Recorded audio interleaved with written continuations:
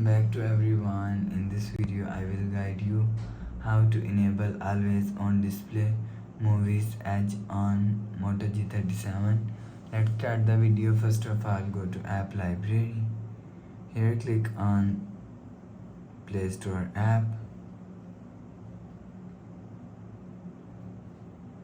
After click on Play Store app and click on search and search MUZVIZ Edge.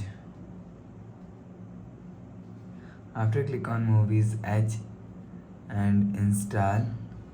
After install, click on open. Click on draw our apps.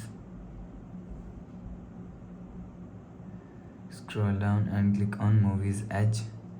If you want to enable always on display MUZVIZ Edge, so turn on this button.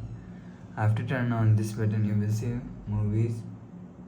always on display MUZVIZ Edge is enabled. After enable this button, go back to home screen. So please subscribe for more new latest videos. Thanks for watching.